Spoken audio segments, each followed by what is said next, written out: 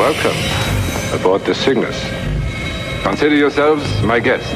You've lived out here for 20 years? Alone? I've created companions of a sort. We can offer you the means of returning to Earth, Doctor. What makes you think I want to return? I will travel where no man has dared to go. Into the black hole? Why, that's crazy.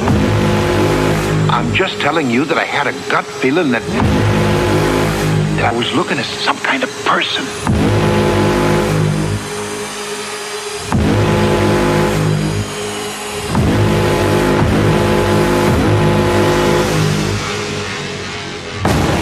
And darkness was upon the face of the deep, and the Spirit of God moved upon the face of the waters.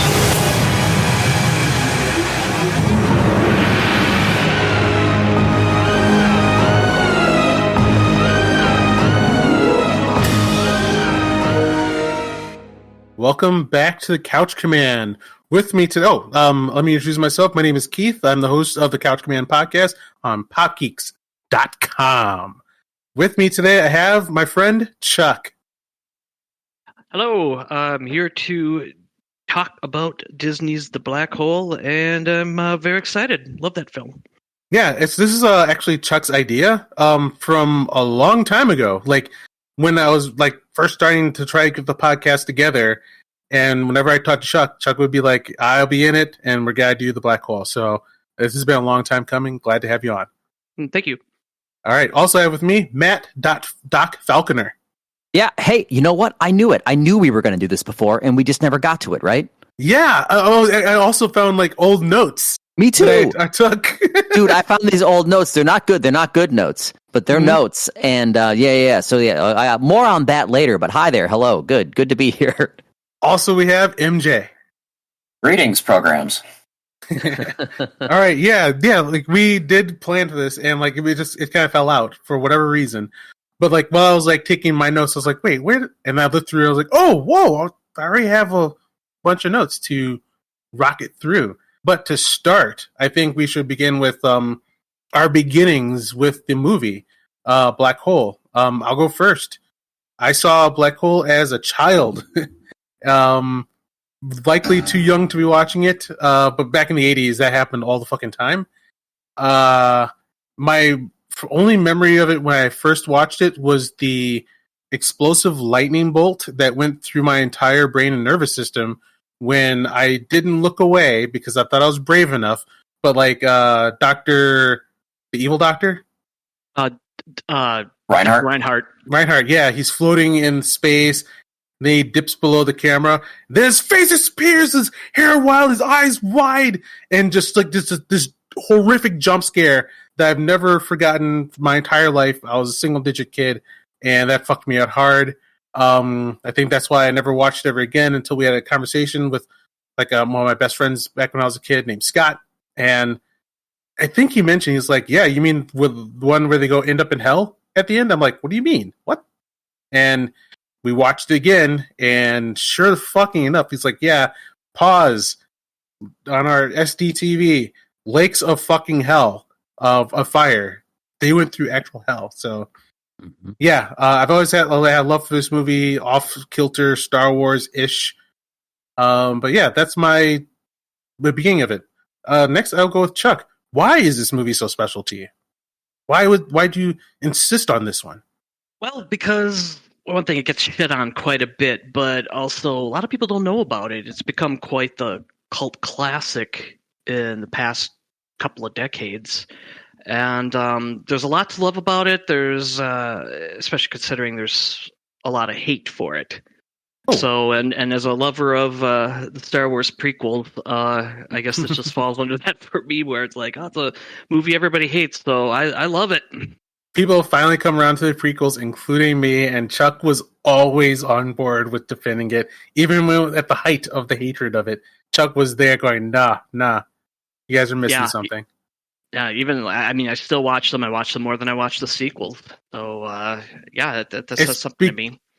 Yeah, the sequels are why I was like, okay, maybe I was too hard on the prequels. And especially watching the prequels with director commentary, goddamn, that was So much fun. Yeah, yeah. But where I first saw it was back in the early 80s, 81, 82, 83, around there. My parents got what was called Select TV. Now, that was sort of cable before cable as we knew it, in 80s cable I think that's how I television watched it stuff. too. I was going to call it Z. There's another thing called ZTV, but I think we watched it on Select TV.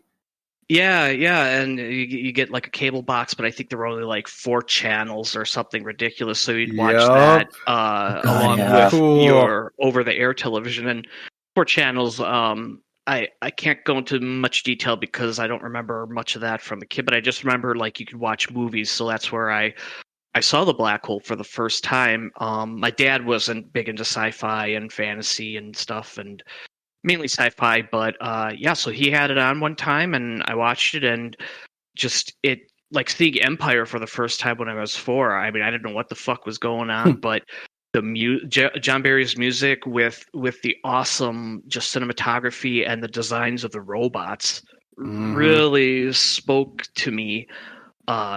So I watched that, and then we had my dad got like a big satellite dish that we put in the backyard, so we would watch satellite television, and we would get the Disney Channel, and they would occasionally play that on the Disney Channel back then. And then for Christmas of '85, I believe, we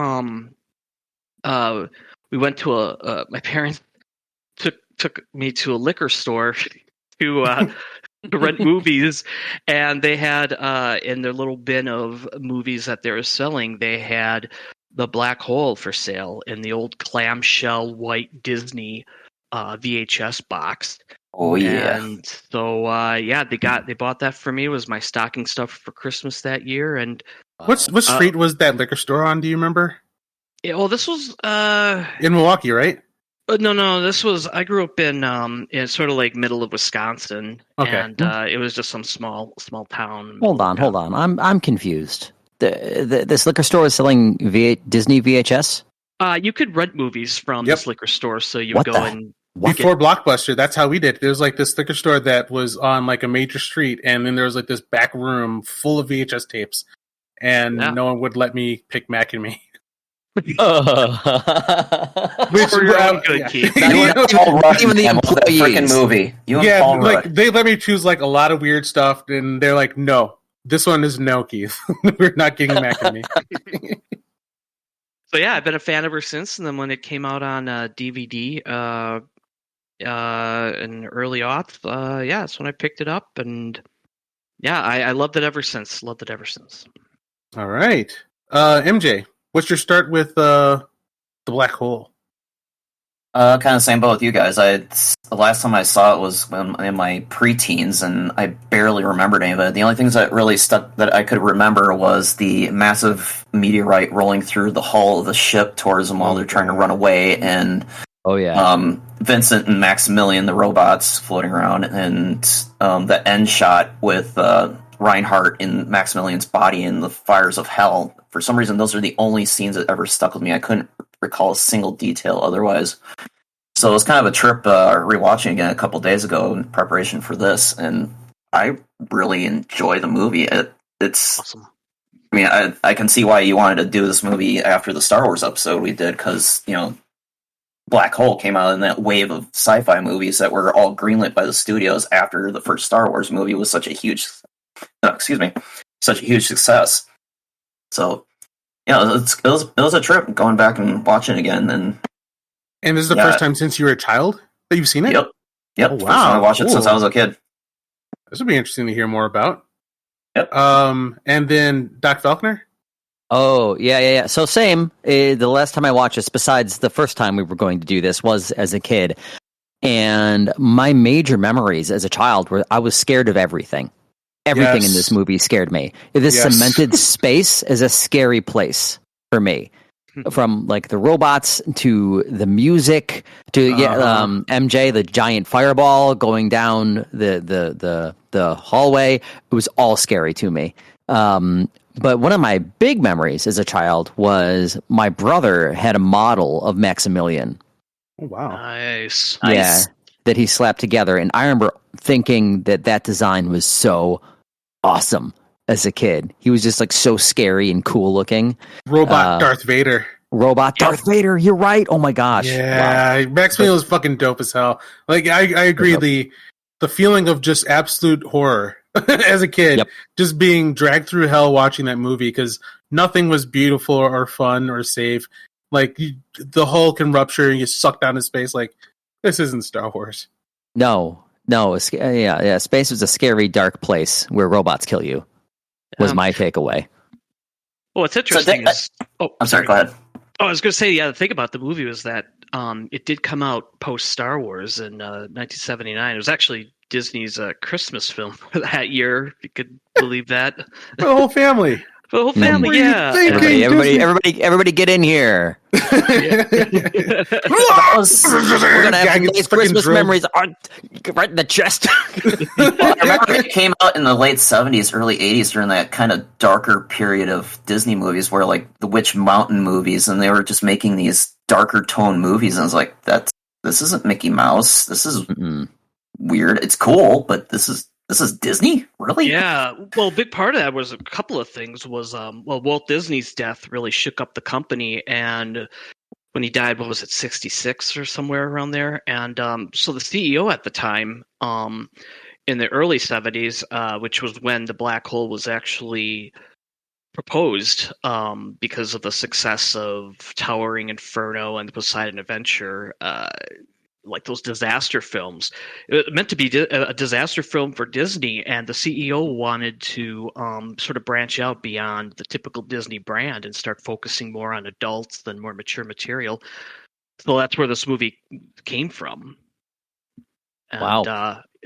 And it's interesting that was right around the beginning of what was considered to be like Disney's dark ages. Yeah, exactly. 70 to 88. Yeah, like you had the Black Hole, which was dark. Something Wicked This Way Comes, which was part of that. Dragon Slayer, which was done in partnership with Paramount, and the Black Cauldron, which was sort of the end of that era because it was such a bomb. Even though it's real quick film. How many of us have seen Something Wicked This Way Comes? I saw it a few years ago for the first time. I don't think I've ever heard of it. Yeah, I'm in the same boat as MJ. I'm looking it up right now. Yeah, there was like this period of time where I hacked my NVIDIA Shield so that I could just like see any movie ever. And it was really fun, just like kind of touring, like, what the fuck is this? And then getting your mind blown. Something Wicked This Way. Something Wicked This Way. It's based on a Ray Bradbury book? Ooh. Yeah, it's pretty goddamn astounding. Like, it's really cool. Like, one of those movies you never heard of, and then you see it and you're like, how the hell did I never ever hear of this? Wow. The visuals, yeah. So like it's on par with, like that the scary feel of Black Hole. That era. I'm pretty sure that was like in the heart of the Satanic Panic, which is why we got so much hell imagery in the Black Hole. And back then, I was a literal Christian believer, so seeing hell or demons or the devil whatsoever like struck that much hard on me. So it was just it just scared me that much more because I was once a believer. Something we never do that I've seen other podcasts and whatever do is go over, so what is this movie and what's it about? And for like listeners who maybe have never seen it, Chuck, what would you say this movie is? What's it about? I would say, and I think maybe Roger Ebert kind of set this up for the film, but he kind of called it a haunted house film. And I kind of see that. Basically, it's about a team of space explorers who simply they discover a large spaceship on the edge of a black hole, and strangely enough, it's not getting sucked in. And so much like the beginning of Alien, where the ship was rerouted, the Palomino, which is the ship that the crew is on, they divert their course to explore this ship. And what's interesting is one of the characters on the Palomino, Dr. Kate McRae, played by Yvette Mimieux, I think her name is. Her father was supposed to be on this ship, which was called the Cygnus. And it appears that the ship is derelict at first as they approach, but then things transpire that it turns out that the ship is still inhabited, and so the Palomino lands, and the movie's about the crew checking out what's going on the ship as they're making repairs to the Palomino. And All right. I guess we can talk spoilers. It sounds like so. Yeah. Yes. So another thing I want to talk about is how much this isn't Star Wars. It's kind of interesting to me, like before Star Wars became Star Wars, what people thought Star Wars was. Because like to me, like I kept on seeing it throughout time and like grumbling and rolling my eyes, like this or The Fifth Element. Also, it's the new generation of Star Wars. And like, okay, guys, stop. Do you know what you're even saying right now? Because Star Wars, the power of it was how much it felt like you had shown up on a Tuesday in this world. And once you leave, it has been going on, it's going to keep going on, and that's what kept people coming back to it. And that's like why it was so successful. Versus other people trying to do Star Wars, all they're doing is a space story, but it opens and closes in one shot. And therefore, you're not going to have people coming back to it all the time because the Palomino, like the Millennium Falcon, that ship was there before the movie, it's there after the movie. The Palomino destroyed, everything destroyed. There's no world to go back to. So I just kind of wonder, like, did they know what world building was back then? Did they just not care? Were they mystified as to why people weren't coming back to this confusingly closed-end story? Well, I think the problem was that because the production time was so long, the screenplay was originally written in 1975. And again, it was based off of, it was inspired by successful disaster pictures at the time. The original name, I think, was called Space Station 1. And from what I recall, it was quite different than what we ended up. There were numerous rewrites and change of directors. And Disney kind of shelved it until Star Wars blew up, and that's when they were like, quick, let's pull it out and see what we can do with it." And it was a mix of Star Wars with Alien, the success of Alien, that made them change it into a much darker picture that has less of the disaster elements, because sci-fi and horror were really getting, the full steam at that time. Did Alien really influence it that much? Because Alien only came out 6 months before Black Hole. Yeah. There was some. It had some kind of inspiration for it. In fact, Sigourney Weaver was considered for the role of Dr. Kate McRae, and because the director wanted Sigourney Weaver, and so I don't know, he must have had his pulse on Hollywood and what was going on with Alien during that production, because he wanted Sigourney, but the casting director hated her name so much, just the name, that Sigourney Weaver. Yeah. That's not a star's name. I mean, that's usually all it takes. Yeah, and something that arbitrary. That's what's kind of weird, because I mean, if Sigourney Weaver had been in the Black Hole instead of Alien, where would Alien be? Very different Sigourney timeline. Weaver be? Yeah, like if that movie, it didn't bomb. I mean, it made back its money and an extra, I think, I don't know, 12, 15 million. So it was a failure in Disney's eyes and maybe, Hollywood's eyes, but how would that have affected her career? Yeah, for sure. But I think it's really interesting what you were bringing up is this went through so many different changes in production. It kind of hits a note that I took, is that this movie can't figure out its tone. Mm-hmm. Yeah, that's interesting.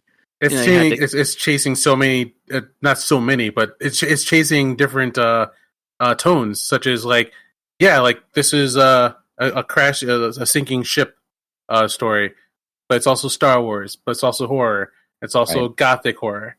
It's also Yeah. Disney with the cute robots and Yes, Yeah. the cute cartoon robots. Well, yeah, Yeah. I mean, I had heard that the robots, they were thinking, okay, we need an R2D2, we need a C3PO, we Yep. need something kids are gonna like and buy toys of. We're gonna make Vincent and Bob, and they're gonna be the next big thing. hmm And Yeah, Vincent feels is that so way. great, though. He's the I love him. snarkiest bastard ever. It's great. he's a total bitch, and I love him. He's love it. killing it with constant one-liners, like nonstop. Constant. Like he is just such a champ, and honestly, I love Bob too. I didn't realize that was Slim Pickens. Every time I rewatch it, I'm reminded it's Slim Pickens doing Bob, and I love both of them so much. I love them as a kid, and I love them now. The characters designs are so good, and just like the fact, like old Bob, not just because he's beaten up, but if you look at the structure of the character, it feels like it's an older model of Vincent. Vincent has a lot of clean, smooth, rounded lines, like for example the dome on top of his head. Well, if you look at old Bob's, it's sort of like three pancakes stacked up on one another, kind of squarish as they kind of go up to a point.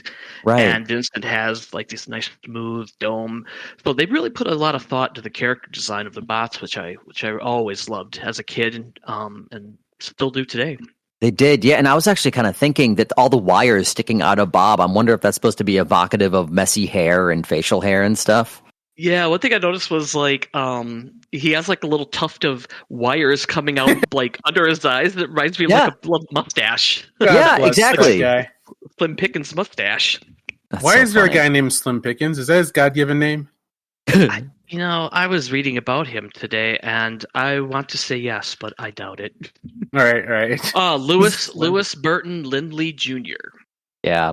Yeah, I'd His trust my name friends is Slim call him. Pickens then, too. Yeah. Yeah, We're also, yeah. Hey, you know what? I'm Slim Pickens as well. Wait, what's so Slim?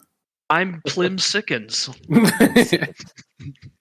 So yeah, there's definitely the character design and the voice work with Roddy McDowell as Vincent and Slim Pickens as Bob. I mean, such a great relationship, and it's interesting that you meet Bob sort of, I don't know, maybe a third of the way into the film, but just like the connection that Vincent and Bob makes, not a lot of, they don't have a lot of exposition or whatever, but just seeing them together and them talking just really, makes Yeah, they're that instant. relationship. They're instant bros immediately. Yeah. They're best pals, and it's like it's obvious, and it's not really forced or anything. And it's like honestly, it's kind of like C3PO and R2D2 seem to have kind of an antagonistic relationship, to say the least. Well, they're the odd couple in space. Yeah, exactly. And honestly, hey, listen, love them. Couldn't have a negative word against them. But it's really nice to see these two like immediately being like, hey, what's up? Not too much. Want to go get pizza? Yeah. Yeah. Let's do Well, yeah, it. because Vincent can only pick on Pizer for so much. Right. Poor Pfizer. But that's the Pfizer thing, needs too, a it's lot like of when- staff. When you meet Bob, you feel bad for him. He's this old, beaten up guy, and like the first thing, like Maximilian, before Bob has a line of dialogue, Maximilian shows up and knocks him over, knocks him off What a the jerk. console, and and you get the lines that Bob had with Vincent about Star, the precursor to Maximilian, how Star did things to him that he wouldn't want to think about again or repeat. It's just like this underlying abuse that you got a sense of that Bob got, and you just want him to have a friend, and then Vincent shows up. Hell yeah. That was beautiful. And Vincent fucking steps up for his brother. He's like, no. Let me just show these guys. And freaking blast Star. Yeah. That scene always makes me smile. If one dance, one must pay the piper. Yeah. Let's see. My first note is so when we were talking about doing this podcast, MJ brought up that Dean Cain did his own The Black Hole movie, and God, I unfortunately, couldn't watch that.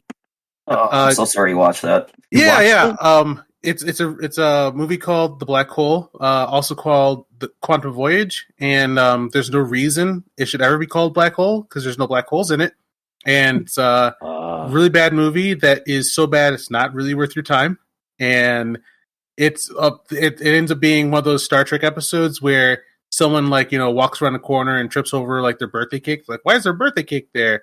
And then like their friend walks up and says gibberish, and then they blink and they're in another place and at the lunch cafeteria, and it keeps doing that, and you're like, what's going on? I wonder. And it's because the person's in a coma, and they're telepathically talking to their friend who was in a car accident. It was so bad. What? And, Where are the they should- robots? They should be sued. They should be sued for ever putting the name The Black Hole on that movie. And yeah, No, they should be sued for bringing Malcolm McDowell into it. Poor bastard. Yeah, he kind of walked in and out of scenes at the start and beginning. You knew he was like there for one day of shooting, and that was it. And that was that was part of my rewatch of Black Hole. So I just had to bring that up. It's not that bad. It's not so bad that you should watch it. It's not even fun. It's a really, really bad movie. Sorry I found it. Really. but thanks for going through that for us, and now we don't have to. So Appreciate Wait, that. take one for the team, man. No problem. I hope I help some other people out there. I think you did. Anybody who listens to this, sorry, Dean. Yeah. Save your time. No, don't apologize to Dean Cain. He's okay. I did it. Apologize. Everybody else has to watch his stuff now. He's no longer Superman, kids. Dean Cain seemed like he was having fun in it. Oh, did he? Oh no. Well, it's fun to have a job, you know. I'm working to have a job. it's fun to get paid. Yeah. Fun to get paid.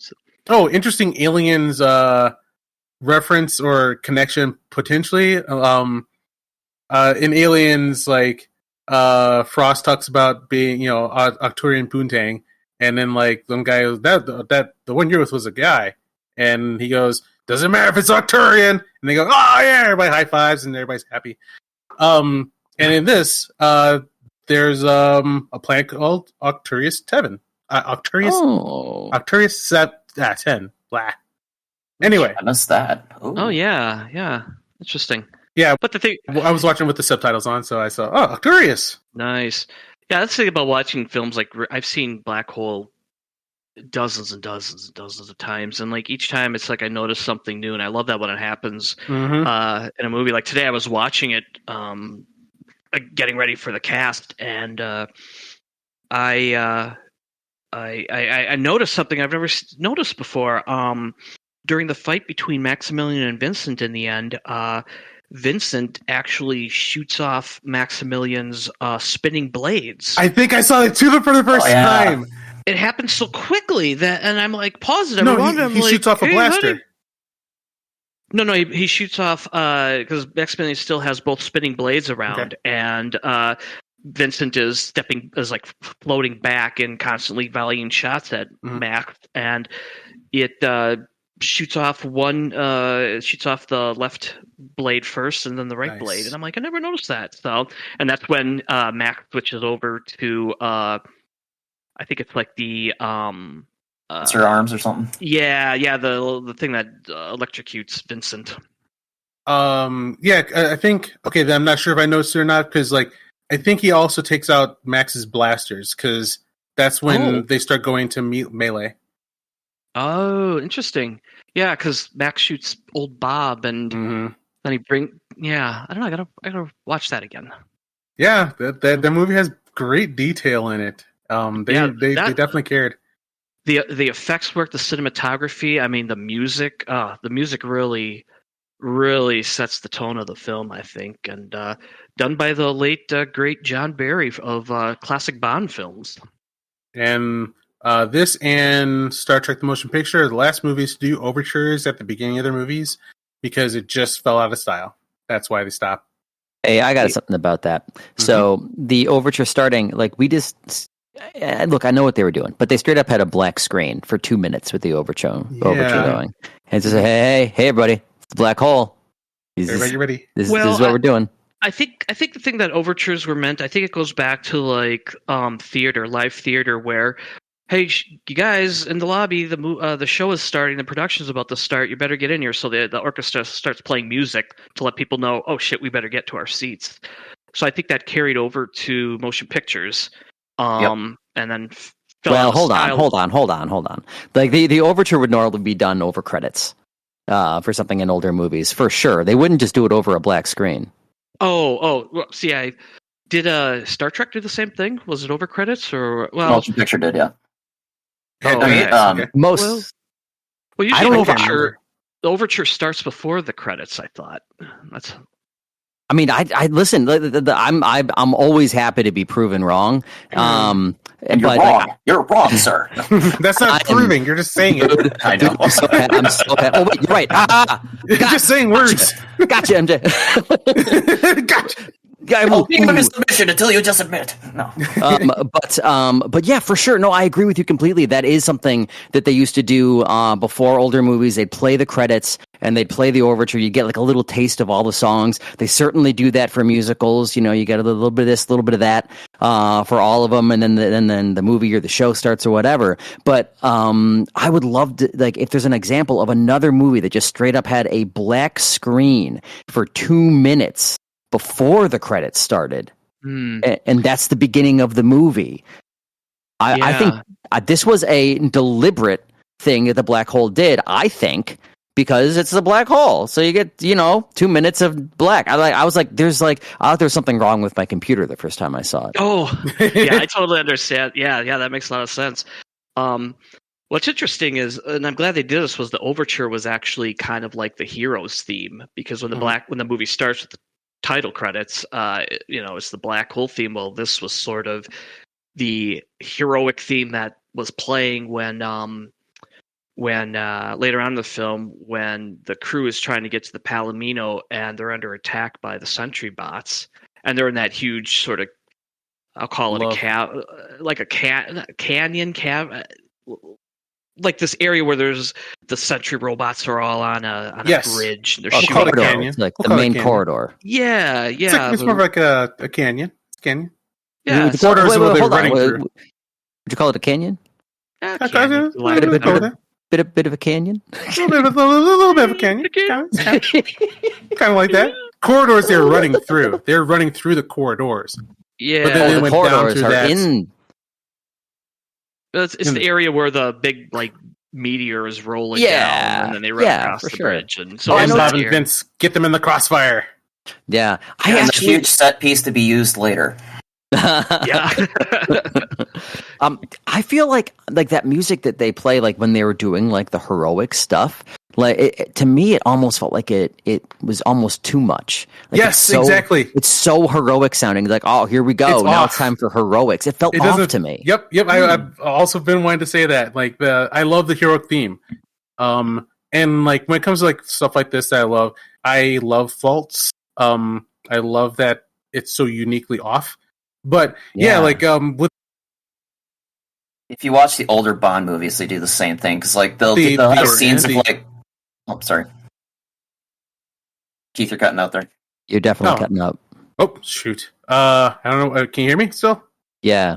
Okay. I was saying really quickly that like I love how like in the dark, almost hopeless circumstances where the main that da da da da works better at, like hearing the da da da da like Superman's about to fly in. It always felt wrong, and I love the wrongness. Right. Well, the thing is, I mean, I get what you mean, Matt, because if you watched a lot of the earlier Bond movies, they would play the James Bond theme that Barry also wrote. So good. Over just the most benign scenes. Like there's one scene in Dr. No where Bond's just walking around in his hotel room. He's walking around, checking for bugs, just looking around, making sure there's no dust on the counters. And they're playing the full-on James Bond theme. Like, there's nothing adventurous or heroic about this scene. He's just walking around his hotel room. That's ridiculous. Wow. That's what you guys have to go to the theme for incidental music? Really? Because the thing is like, I was going to say, think about the black hole, but that scene, I think because there wasn't a lot of dialogue, and here they have the great John Barry. It's like, all right, do what you want during the scene. Yeah. Do what Exactly. you want. The thing is like the rest of the music is just so evocative. Like the main theme, like ba ba na ba ba na na, that whole thing. Yeah. Like that scared the crap out of me. Same. And listen, I'm going to be saying that a lot as we talk about this. Is it some things that scared me as a kid? But like, yeah, that music over like the green computer-looking hex, not the hex, but the lines and stuff. And it just like it. Even now, that music comes up, and like I'm a little scared. Yes, like the music is eerie. what it feels like to fall into a Eerie. black hole. Yeah, Yeah, which is great because that green grid that you Great, mentioned, thank you. Yes. it eventually forms into the black hole as Yeah. the credits continue and you go into it, so that it's like you're going Is it- down. Oh, you're right. That is what it feels like. You're getting sucked into Spinning the black around. hole. Yeah, you're spinning Mhm. around, and then you get sucked in. So it has like this nice Ugh. sort of rotation sort of feel to it. That's so Bending. cool. I love stuff like that where you can like really see what the composer was going for. That's such a good point. Yeah, it's just taking something and making the music evocative of it, rather than just coming up with just like music just for music to be there. Right, Which was like the hero theme that we hear. yeah, or like- exactly. They wanted their Star Wars theme so hard. Yeah, or like the guy who did Batman Begins that everybody loves. Who's the composer? Yeah, everybody loves that guy, and I'm Hans like, Zimmer. yeah, and I'm like, Ooh, Pirates of the Caribbean. yeah, I mean it's good music, but Ooh, it just the Rock. I love him a lot, but his music never sweeps me away. well, the thing is, I miss the era of like classic John Williams, where. Or even if you want to go before that, Warner Brothers cartoons, where the music actually accentuates the Yes. action you see on the screen. Like, take for Yes. example, the Raiders of the Lost Ark, when Indy's having that fist fight with the German mechanic. Oh yeah, Williams composed and conducted the music to the action on the screen. So every time Yes. a punch is being thrown, or if when the German mechanic swings and Indy ducks, the movement is punctuated by the woodwind or whatever the instruments like flutes or whatnot from the score. Right. And Well- like people like Hans Zimmer, I looked at and like much like how I feel. What's his name? The guy who did the Simpsons theme and Batman, the first Batman. Danny Elfman. Yeah, Danny Elfman, where he does this great sounding music, but it doesn't seem to accentuate the action on the screen. It's just music there to be music, to add flavor, but not to actually add to a scene. Right. Well, I think that kind of gets into why that heroic music over the fight scene seems so weird. It was pretty Yeah. clear. It's just this is just the song happening. Whereas Chuck, like the things you're talking about, like between the heroics, you'd be getting kind of tense music. Are they going to win? Something bad is happening. You know, you'd get like a dun dun dun dun dun dun dun dun dun, and then like Indy would throw a punch, and then you'd get like a little bit of the overture. You know, because I was doing good. Then they do something really big, and then we'd get like the big sweeping music. They're going to do it. But like this song just playing over it, there was no tension. It was sort of like, it's just heroic all the way. I see what you're saying. Yeah, good point. Well, I think you brought it up, honestly. well, I think also around that scene, once shit starts to go down and they have to get back to the Palomino, I love how Barry's music adds to the intensity of the situation, of them having to sort of a mix of sneaking but also fighting their way out. And if you remove that hero theme, I think Barry does a great job with a lot of sort of the bass and the lower tones of the music. It really adds to the anxiety I get from that part of the film as they're trying to escape. And that's why I was mentioning earlier when we were talking over Discord here. If you guys want to check out a piece from Barry that actually does really good with setting tone and it's a little more consistent, check out the soundtrack from Race of Titanic. That's Definitely one of my favorite scores of his ever. Thank you for pointing that out. Yeah, I didn't know he did that, so I'm excited to check that out.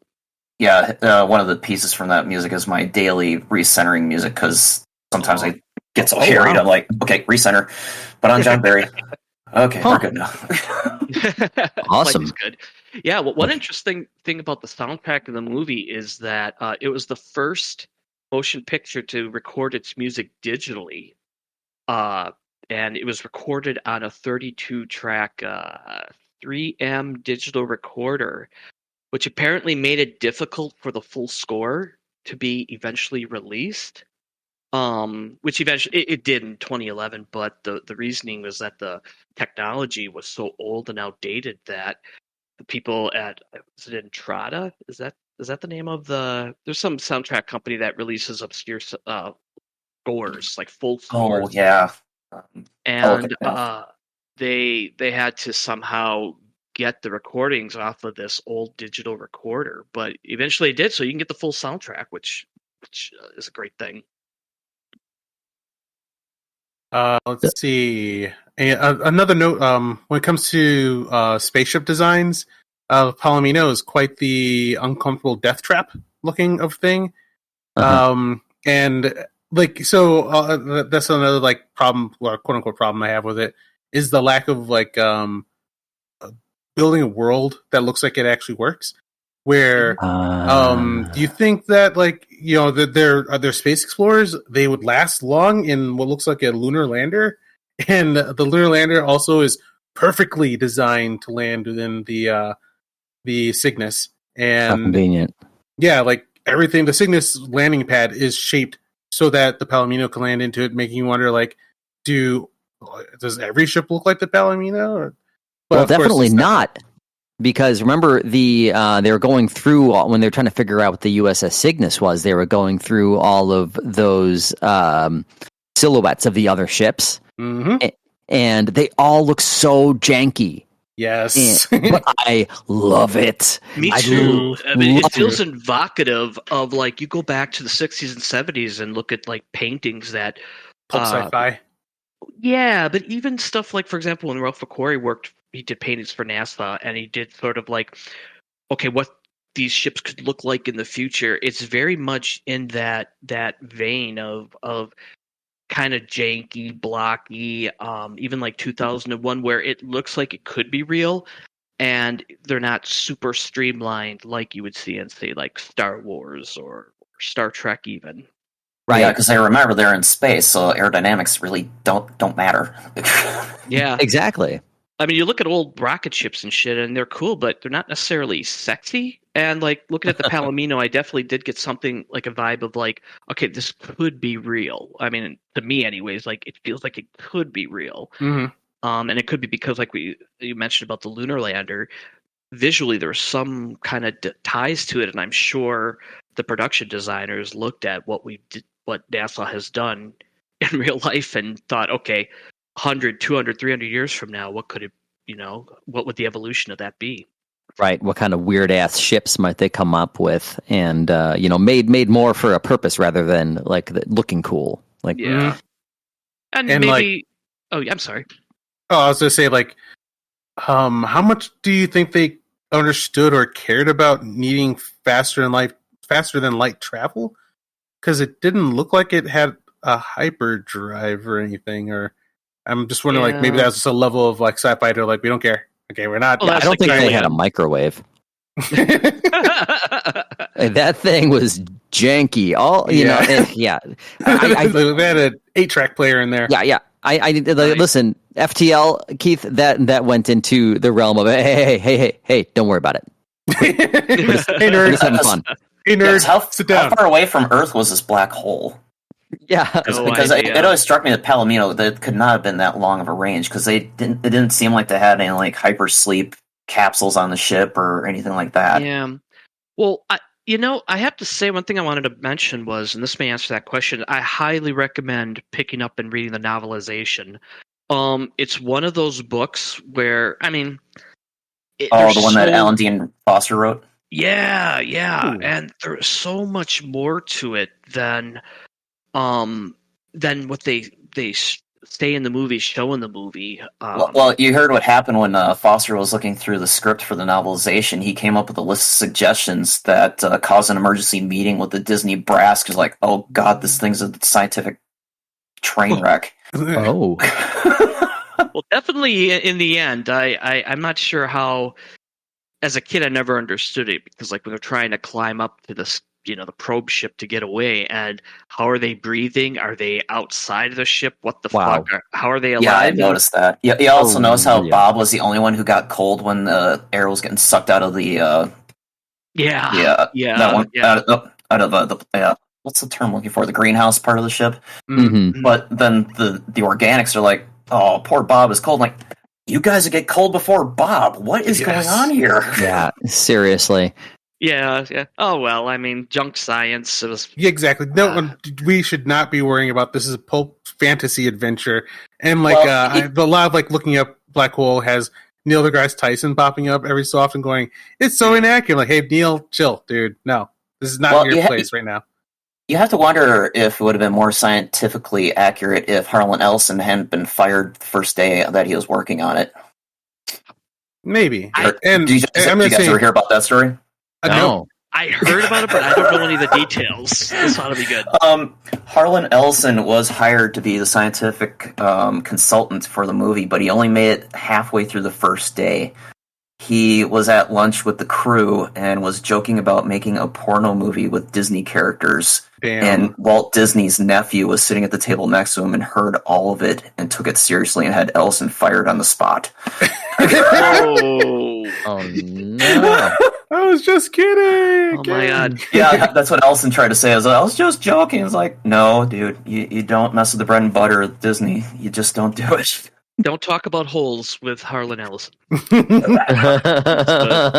Speaking of holes, I would say like doing a remake of this one would be okay. Like the this one's classic and amazing. Although I think the remake I'm thinking of exactly right now is Interstellar. I was thinking like now that everything we know about black holes, how interesting would it be to play around with the physics and what would happen around it? And already done. Never mind. Interstellar. It's interesting you bring that up. It's interesting you bring that up because they were going to do a remake and they got canceled because of Interstellar coming out. Cool. Oh wow! So were they going in that direction? Yes, they were. It was too similar to Interstellar, and in fact, they were sort of hinting that they were going to do it because in Tron, is it Legacy? Mm-hmm. The son of not Jeff Daniels. Yeah, who am I thinking of? The son of Flynn. Son of Flynn. Yep. Yeah, he has a poster of the black hole hanging in his bedroom. Awesome. Fun fact: the first black hole ever found was called Cygnus. Whoa! Is it because it's in the Cygnus? There's I don't know if it's a galaxy or if it's a constellation, star cluster or something. I'm not sure exactly where it is, but yeah, because Cygnus was supposed to be called Centaurus originally, but then they changed it to once the black hole was introduced to the plot, they changed the name of the ship from Centaurus to Cygnus to match the name of the first black hole that was discovered. That's cool. That's cool. Another interesting thing is like how we think of black holes in the first place. I was wondering, like, so when did that image change? Because, like, I remember most of my life, you think of black hole, that's what a black hole looked like from that movie, and then you saw it in like Stargate and everywhere. And then I think it was 2019, as late as 2019, that's when like black hole became a sphere with that accretion disk around it, with that loops over top of it. So, like, it's just kind of cool. Like most of our lives, in the last only freaking 5 years or so. Now we see black holes as something different. It's kind of fun seeing that changeover happen. That's science. Always changing. Always. You learn more stuff. Yeah. I guess Interstellar came out in 2014, so earlier than that. But oh my god, that was 2014. Yeah. Damn. Yeah, it's been a while. No. Surprise. No, stop. Time slips into the future. It's got to quit doing that. I've had enough. Easy there, Steve Miller. Keeps on. Slipping. So was the only one who was kind of entertained by the fact that Norman Bates was the one empathizing with Reinhardt? That is, I always, it's always been in the back of my mind, like, is this intentional? Like, him, like, kind of teaming up with the narcissist, like, madman? Oops. Yeah. At least Brian wasn't talking about his mother halfway through the movie either, so Is that- didn't make it is too that- weird. Yeah. I wonder if his casting, it was like how, well, if we're going to kill somebody off, like the audience is going to like not feel as bad if it's Norman Bates. Yeah, the nice bloodless kill there. Jesus. Yeah. Yeah. Which, I mean, in retrospect, that was incredible considering it's a Disney film. Yeah, it was Disney's first PG movie, and it was kind of fun reading about how much of an uproar that caused back in '79. Like, PG caused an uproar? Really? That kill fucked me up hard. And also, like, I guess, like, the one person that Maximilian probably wouldn't need to kill, who, like, it's kind of like weird that Maximilian chose that guy first Oh, okay. By that time, that guy was changing sides, thinking that the Doctor was evil. So I can see why I was. Yeah. I was like, that guy has been on the Doctor's side the entire time. Max, I don't think he's the one you need to worry about. I think If that Pratt was smart, he would have changed his mind as soon as Reinhardt showed up looking like a Bond villain. seriously, the guy was. Ooh boy, get a I don't know, a haircut. Get one of your corpses to give you a haircut. But something that I noticed with this was that guy. He was technically the science officer, Norman Bates, right? Mm-hmm. Yeah. Okay. Yeah. Movies like that, I would say even through today, there is always this deep distrust of science officers in certain kinds of movies or shows. We're sort of like, yeah, you can't trust that guy. He's a scientist. Yeah. Well, like Or the Doctor. yeah. Or the Doctor or something. Yeah, but look at Lost in Space. Oh yeah, that's a The original Yep, yep. Galactica. yeah. There you go. You know, so you Or, can't. oh, I'm sorry. No, please, more. Well, sorry, you just got me on this train of thought. Like, or Ian Holm from Alien with the android who goes bad. He was sort of Yeah. that sciencey Yeah. guy. So what's with that trope? Why is it sort of like they're like, well, you know you can trust the red-blooded American captain of this ship, but we certainly cannot trust that scientist. You can trust the cowboy too. All right, he's on the up and up. He's good. Real quick, is this the model that your brother had, Matt? Let me look at the notes and stuff, and that's I believe that's the one. Let me take a closer look. Oh no, that's not the one because that. Oh. Let me find the model. I'll look it up really quick. This guy's got little silvery parts. It looks like you're put together with magnets or something. Yeah, as a kid, I definitely wanted me some black hole toys, but never found any at all whatsoever. That looks like a Rock'em Sock'em bot instead of Maximilian. If you want to get cool toys, definitely check out Diamond Select. They released a few years ago awesome figures of Maximilian, Old Bob, and Vincent. I've seen those. Yeah, they come with all the attachments, all the different arms and guns and stuff. It's so cool. Dude, I haven't seen pop figures of those guys. Mm-hmm. Oh yeah, hell yeah, they'd be great pop figures.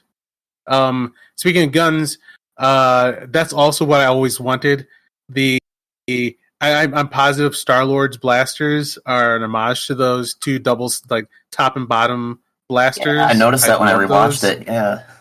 When I was a kid in the early 80s, and my friend Seth and I would play the Black Hole, we would use our Empire Strikes Back cloud cars as the Black Hole guns. Nice. I'm pretty sure someone did that in my neighborhood. And then, I think I was way late to the party. Well, I used my Black Star blaster as a kind That's of, perfect. yeah. Oh, nice. Oh, nice. Yeah, so I'm posting pictures of Wilt Chamberlain's model from the the 80s, and I'm gonna find a completed one too. Here it is. Great, I got another one. Hold on, and we can definitely put these in the show notes. But I remember thinking this model was so freaking cool as a kid. Yeah, it is. I mean, there was a lot of merchandise for the film. I had some friends in the neighborhood who had Black Hole coloring books. I didn't think I had any of the merchandise because by that time, the movie's come and gone. It didn't do that great. Stuff didn't last long on shelves, but there were coloring books. Disney's, they had some kind of comic, some kind of partnership, I think, with Golden Books. I could be wrong, but Golden Books had a division that did comic books, and they would publish Disney themed comics, Scrooge McDuck and Mickey Mouse and all that. And they did a continuation of the Black Hole. In the end of the picture, after they go through the Black Hole, they come out. There's new worlds to explore. So this comic book series continued the story. And it's really corny because you look at the issue of the cover of the first issue, and here you see the crew. You see the captain, you see Kate McRae, and you see Old Bob. You see Old Bob, and standing in front of them is a Tyrannosaurus Rex, and in the background is a flying saucer of what looks like to be the Jupiter from Jupiter 1 from Lost in Space. What? Have you guys seen the movie? No, it's drawing a comic. We're just kind of making stuff up. Hey, who wants a comic, dinosaur? Right? Yeah. It's little dinosaurs. No space- Vincent, but Old Bob. Well, the Make it funny make thing sense. is the first three issues of the comic are pretty easy to find, but apparently the fourth issue is before they stop publishing is really hard to find. It's actually quite valuable nowadays. Really? Oh, that's interesting.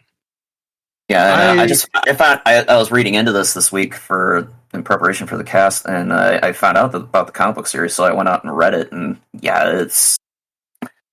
those last two issues that they set after the events of the movie, that's oh boy. Pretty painful. What happens? Because like all this time, until I found out there was a comic book, I was like, yeah, they made it through the black hole, and they're gonna die. Like I don't think that probe is faster than light, so they're just going to suffocate eventually. Good ending, guys. But apparently they made it to someplace.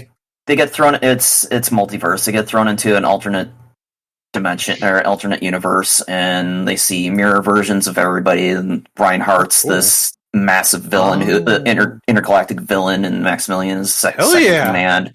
Cool. And Kate's looking for the Mirrorverse version of her father because she's sure that he's alive and he'd know who she is, even though she's from another universe. And they start going down this hole that they're just exploring the Mirrorverse and trying to make their way. And eventually, they want to try and make their way back home, but they have no idea how to make their way back home. And then they find the alternate verse Bob, and they befriend him and include him on the crew. And they were building up to something with the first couple issues, but then for whatever reason, they just stopped publishing it after 4 issues and never to be heard from again. Wow. Yeah, that's the thing. Wild. It feels like they were setting up for a sequel. But yeah, it felt like a nice contained ending, like how it ended up. But like, how could you possibly do a sequel to the black hole? Like, okay, they went through the black hole, and now what? They land on some alien planet and Run from dinosaurs. I was trying to figure out what the angel flying through the glass hallway was supposed to mean. I was like, okay, was the probe ship following the angel to heaven, and then Reinhardt and Maximilian went to hell along with everybody that he murdered on the Cygnus? And you raise a really good point. I've always wondered about the ending, and it seems like the ending was one of those things that they couldn't settle on, and it kind of feels that way. The way I look at the ending personally is like it's about the duality of man. Still there? Because cut out. Okay. What? Huh? You're here. Oh, Okay, you cool. cut out. Kate. Yeah. Gotcha. Yeah. Sorry, Chuck. Duality of man. That's where you left off. Okay. All right. So the way I look at the ending is that it's kind of talks to me about like duality of man, that Reinhardt was supposed to be this genius, but also a madman, and the kind of robed Jesus-looking space Jesus guy flying through the air through the hallway is supposed to be the good side of Reinhardt. The intelligent scientist who was hopeful and he was so passionate, but then it drove him crazy. It made him evil, hence Maximilian. So, like, it's almost like his spirit was split into two. Okay, half of it goes to heaven, but then the other half is supposed to reside in hell for eternity within the monster he created. All right. For the Christian point of view that me and my buddies thought happened and how I experienced it is that you go through a black hole, and it's such a powerful thing that heaven is another dimension. Heaven and hell are other dimensions that exist. So what happened, what I saw was like they went to actual hell, and Maximilian and Reinhardt both fucking belong there. Therefore, they're imprisoned there. And then, like, while these good people are down there, the angel's like, bro, sorry, whoa, what are you doing out here? I'll get you out. Don't worry, I got you, bro. And the angel flies out and guides him through basically the gates of heaven out to the other side, and then they're rescued, is what I saw. Well, they can't be like 2001 and, go suddenly evolve into a super being. Yeah, no Christian imagery there. Yeah. But I think yeah, there definitely is a heaven hell thing kind of going on there, where it's sort of like, oh, okay, you're going into the black hole and you're coming out the other side, and the good guys get the good stuff and the bad guys get the bad stuff. even You know. Booth earlier in the movie is like, well, it looks like something out of Dante's Inferno. I'm like, Right. Yeah. on the very nose. On the nose. Thank you, Ernest Borgnine. Oh. You know, sort of funny. The first time I watched through this, I was like, "Wow, Ernest Borgnine. He's really just kind of acting for a paycheck right now. He's really just kind of just not doing much here." And then I watched some other movies with Ernest Borgnine in it, and I realized, no, that's just how he acts. Yep. That's just how He's he a was. character. He's a character, and he's super Yeah. fun. I But why does he remember- always have to play the wily, selfish putz who always ends up getting other people killed? Yeah, I mean, Yeah. Why does he always have to be that character? He was in. Was he in Escape from New York? Is what I'm thinking of. Yeah, he was a cabbie in Escape from New York. Yeah, I loved him in Escape from New York. I really did. It's He was Because Booth reminded me so much of his character from the Poseidon Adventure, which I guess kind of feeds back into the whole disaster movie origins of this movie. Mhm. Yep. It's like, There you go. okay, if Ernest Borgnine shows up, I'm running for my damn life. I don't want him getting me killed. Don't trust this guy. Don't trust him. No. But he's not a science officer, so it's okay. We got that going for us. He looks like an affable guy, but he's going to screw you over at some point. What was his position on the ship? What was his deal? He was, He was a- a What would you journalist. say you do here? I'm wait, good what- with the customers. Look, I don't want to jump to conclusions here, but I feel like I need you coming on Saturday. Yeah. Thankfully, he got himself killed to save everyone else. yeah, by accident. Mm-hmm. So Happy accident. happy accident. So I always want to bring up another thing that scared me as a kid about this Mhm. movie, and that was just the USS Cygnus. Just that ship itself, I found terrifying. Yes. Something about it didn't belong. It didn't belong in space. It looks like a big incandescent greenhouse. Yeah, it looked like a That was a dark nice castle. forerunner to Event Horizon. Ugh. Love Yep, that and movie. then when danger happened, the place just got worse. It turned once again more hell imagery. The my whole God. place turned red. The whole place turned into winter. There's just a fucking death trap, and Totally yeah, true. then that amazing shot of the rolling boulder coming down for the heroes. Mm. That is That just still looks so good to this day. Like, Yeah, it does. You want to talk about It practical looks effects? cool, but it makes no sense. Nah, Yep. I don't No, No no. sense. Not a Doesn't lick, need- not a doesn't need lick of to. sense, as they give it. say. Doesn't need to. So I have to wonder, was Event Horizon the impassive sequel to the Black Hole? I've heard a I lot have of to wonder. comparisons between the two, but not like specific connection. But Because I always wondered it, because I've always wanted to do a fan edit where Maximilian and Reinhardt show up when Weir starts jumping the ship backwards, like, "Welcome back, Weir." would have brought the house down. that's Wow. uh, Well, I mean, I have they some- are. Oh no, go ahead. Oh, I was gonna say I have I have a couple of more cool little interesting tidbits that sprung to mind when I was just writing up notes for the movie. Before we were talking about how Sigourney Weaver was supposed to play Kate McRae, or was in the director's mind to play Kate McRae, and she got replaced with a cover girl model named Jennifer O'Neill. Now, Oh, her story's great. yeah. It's from what I understand, this is crazy. So, in order for her to get the role, she had to get her hair cut because they didn't want to have to animate or use practical effects or whatnot to have her hair floating in the lack of gravity. So she had to cut her hair, and she went to her stylist, her personal stylist, Vidal Sassoon, Mhm. and she was there with the director, and she was afraid. She was having anxiety about getting her hair cut. She's like, "Okay, listen, you cut my hair. For each snip of hair, I get to take a sip of wine." And they're like, "Okay, fine."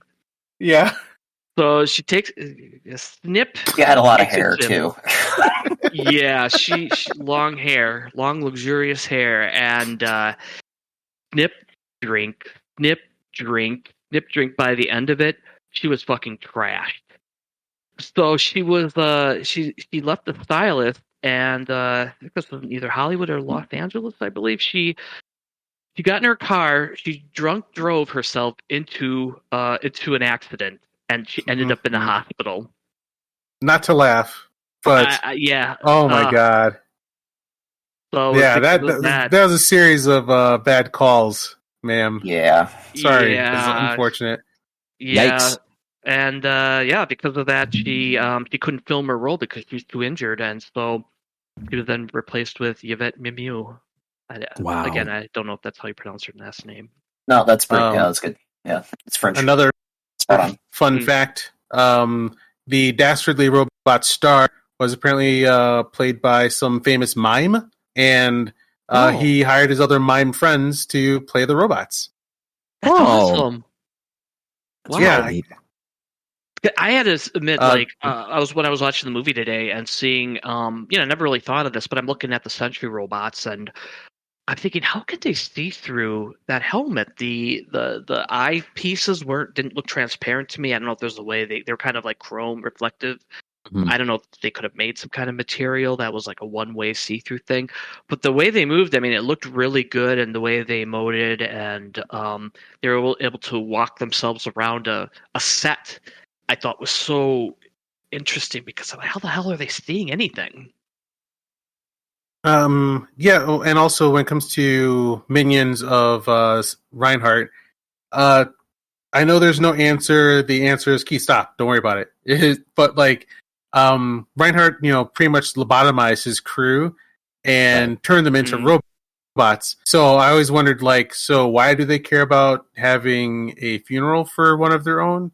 Like that, I know that is because that was kind of weird. Dope ass imagery. Dope ass imagery, Keith. That's cool. And it is. I don't want them to change it, but I always but they don't have souls anymore. They wouldn't do that, but it was kind of funny. The one drone crew person that Brandt unmasked on the bridge. You know who played that crew member? No. The director. Oh, whoa! Cool. That was Carrie Nelson.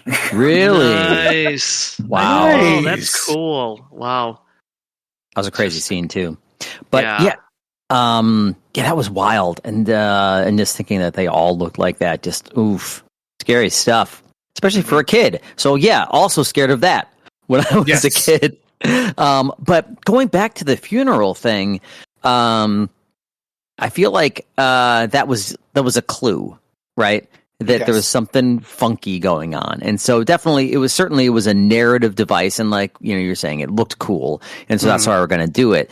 But for this one, I'm willing to say, all right, why not? Somehow they have like a little bit of vestige of humanity where they're saying, okay, if one of us dies, we're doing this. And somehow they all got together and decided, all right, yeah, we're actually gonna send people off properly when they die. So there's just I think that to me, not only is it a narrative device to use as a clue, but it's also saying, all right, there's a little bit of humanity left in them, which makes it freaking awful that they've been lobotomized, even more so that then they're all just forced to do this stuff. Also have to get Detective Robert Forster something to do. Yup. I forgot how much I love Robert Forster. He's such a great actor. He's awesome. Yeah. Because another good one of his was Jackie Brown. I just rewatched that recently. I forgot how great he was in that too. Oh yeah. I'm gonna guess that. So there's this mention in the movie of 20 years being passed, and it seemed like Reinhardt didn't notice it. I don't know, like, if time dilation was known thing back then, and if that's what they're implying, that him being near the black hole made it so that it wasn't 20 years for him, or has he been alone for 20 years? I think the idea, based on what I was seeing for this, is that he's been alone for 20 years. And I think it even kind of got brought up that somebody said, he's been alone for 20 years, and that's why he's acting so weird. He hasn't been around people for that long. So I think that's really, there was an actual 20 years. But actually kind of going back to that, when they first saw the ship and they were kind of discussing, should we go check it out or anything? And Dr. McCrae realized that was her father's ship. She didn't seem that excited about it. Mm-hmm. Like, she could have checked it out. She could have not. And I would think that if, like, she'd be really freaked out. Oh my God, that's my dad's ship. Well, I got to see if my dad's there. But she didn't seem to care. I I mean, I Go got ahead. a sense of like anxiety. Like she seemed really anxious. Like maybe she wasn't sure. But yeah, she didn't emote enough of like. I mean, she did ask Reinhardt, "Hey, where's my father? Is my father here?" And but she, yeah, I don't know. Maybe she was thinking it was too good to be true, or I don't know. It's like one of those things where you sort of have to put yourself in that position, and who knows how one would think. Or she was thinking in the back of her mind, I've seen this movie before. I'm not sure I Right. want to know. I Nah, think I in mean- the background you'd see the director of the movie tapping his watch. You ain't got time. You make absolutely. your face, but like we gotta keep going. Gotta keep going.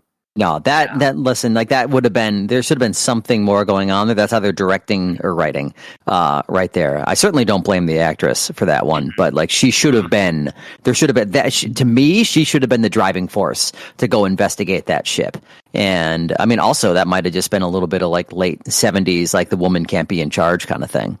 Oh, yeah, maybe. Yeah. Like no, we gotta. Of course, I'm trying to figure out how she's an empath with a robot, with a synth. Oh yeah, let's talk about robot ESP. And I mean, I know there was a thing with like the late 70s, early 80s where like every sci-fi ship crew had to have an empath, and I watched Galaxy of Terror, Battle Beyond the Stars, and Space Raiders this week, and all those movies, there was an empath in each of those crews. I'm like, Star Trek the Motion Picture, empath in the crew. I do kind of remember Star back Trek Next then Generation, empath feeling in the like it crew. was Like, an what? inevitability that eventually humans in our lifetime likely were going to become telepathic. Right, That's but she fine, could- but have more than one. I mean, have it have actually more than one. progress. and yeah, she could only do it with Vincent. Well, in It's the like, what was it? novelization, one of the things they expanded upon was on each of these like missions where a crew goes out, I believe they inserted some kind of a chip into one of the crew members in order to communicate via ESP to the whatever kind of model, Vincent model that's on the mission. Okay, that makes a lot more sense. Yeah. Wow, Yeah. cool. There's a lot in the novelization that they don't discuss. Like one of the Right. things then, and it wasn't that big of a deal, but looking back, it makes me really want to reread it. Was the fact that this took place, and again, maybe it's because Disney and when the movie was released, but the whole movie takes place over Christmas. So I think it starts out on Christmas Eve and it goes into Christmas Day, and Oh my god, Cool. Weird. which I is had such a weird thing. that is super weird. So that's why when they're going through the black hole, the one dude keeps thinking Christmas morning. Oh yeah, yeah. That's The the images are only- There you flashing go. through. Yeah, Yeah, I thought he was just trying to think of like nice things as he goes through a black hole. So that's like, Right. but no, it was actually Christmas morning. Oh, Cool. What was that again? He was thinking Christmas. I might have I missed this. Like, well, he was. thinking, in the 2001 wormhole sequence when they're going through the black Yep. hole, all the little Yeah. images are interspersed and the bits of dialogue that they're recalling. Uh-huh. Yeah, there's like it looks like Christmas morning in a few of those images. Man. yeah, that's what he's. weird. Oh, the only reason I knew. No. Oh my gosh. Yeah, I happened to turn the subtitles on because it was like way too loud, and the younger guy. Charlie what's his Pizer. Pizer. Charlie Pizer? Yeah, he's actually what's going through his head over and over again. He's thinking Christmas morning. Cool. He did And the only make a comment. He did make a comment when the Cygnus lit up because at first it was dark, and then all of a sudden, it's like someone Like a flipped the Christmas switch. Yeah, he made that comment. Oh, yeah, and you're saying that this happened over Christmas, right? Yeah, the novelization. Yeah, The novelization. So those are the It's only specific. references then to Christmas. Yeah, is that and Yeah. him holding on to that as they went through the black hole. Yeah. Yeah, Peeling the layers of the onion of the black hole decades later. That's really cool. Yeah. Yeah, I recommend picking it up. I bought it from I think Half Price Books in the Has been fun. 90s, and yeah, I absolutely loved it. I was like shocked at how much more was in it that didn't feel forced. So makes me want to revisit the ending. Yeah, for sure. Yeah. Check it out with the subtitles on. Yeah, good call. Yeah. A lot of my notes are just talking about how much I like Vincent. Yes. Can you not? Right? Just- Yeah. that's why I have to wonder. What if if he was K2SO one of from- us? Vincent that's is why one I- of us. Sorry. That's why I was wondering if like K2SO from Rogue One was kind of homage to the whole Oh, Vincent vibe. he talks a lot like Vincent. Yeah. Yeah. Yeah. So maybe that's what they can do for the Black Hole remake and just get Alan Tudyk to do the voice of Vincent, which I would be 1,000% on board with. Yeah. Where do I sign? There Absolutely. needs to be a supercut of his one-liners, all work and no play. Then Vincent, like, and all sun makes the desert. So say the I'm fucking up his line. Arabs. Yeah, Arabs, Yeah, so the Arabs say. Yeah, I mean, all sun, you know. all sun make the desert or something. Yeah, makes for a Yeah, desert. that was good. One of the ones I had written down is that Lieutenant Pizer says, let me find it here. Oh, were you programmed to bug me? And No, sir, to educate you. No, sir, to educate. Yeah. Yeah, like goddamn, dude. Got him. I had to look up what does he said, like, those who stand and serve. Oh shoot! Also, those who stand and wait also serve. I had to look up what that meant, and that was like a reference about angels who stand guard and wait. Like, Oh. Vincent just going with the poetry with this. Well, yeah, Vincent was quoting Cicero earlier. Like, God, you dick, you're quoting Cicero. Jeez. And I also love Vincent's little TV EKG screen thing in his chest. It just looks, I don't know, it's just great design. Looks cool. But I also, one of the things is about his character was that he was clearly scared of Maximilian, but he still stepped right up to him. Yeah. Well, it's the whole David Goliath dynamic that Reinhardt was bringing up when they 1st got on the ship. Yeah, how Vincent kept on not backing down. Like Vincent, for no reason, like or Maximilian, for no reason, just being an evil nightmare thing, just turned itself upside down in an elevator. Like, Jesus! Yeah. And then like Vincent clowns on him by twirling around. Like, yes, don't take his shit, Vincent. He doesn't take his shit once, not once. Yeah. Oh, that was great. And then I think Reinhardt, what he says, like, oh, you know, with the classic David and Goliath, but this time David is outmatched. And it's like, oh is he? Oh, yeah. We shall see. You stepping, bro? Huh? Yeah. One of the cool things about Vincent was, and unfortunately they couldn't pull this off, but originally his eyes were supposed to be more emotive, where it was going to be either animated or sort of programmed, a lot like that screen on his chest or his belly with the cascading and descending line going across, where it would be programmed or animated to look around or to be more emotive. Yeah, look scared or angry or whatever, and they couldn't pull it off, so they just replaced it with what people call Mickey Mouse eyes. See, I like that effect. I like that. Oh, I do too, and how the head goes into the socket and can rise up, and he goes all turtle if he gets scared. Yeah, that's great. And I never noticed that that his eyes would change depending upon what was happening or his mood. I don't think. I noticed the pupils would change from like between squares and circles. Oh, nope! I've never noticed that one. Mm-hmm. And there's one reason why I noticed that is that I was actually looking up that Diamond Select Vincent and Bob 2-pack you were mentioning, Chuck, and I was looking at it, and I'm looking at Vincent, I'm like, his eyes, his pupils are circles. And I look at the screen like, no, but they're squares. And the next scene, they were circles. I'm like, oh, okay, all right. So yeah, that's they're changing them around. Oh, I was just saying, that's such a great attention to detail.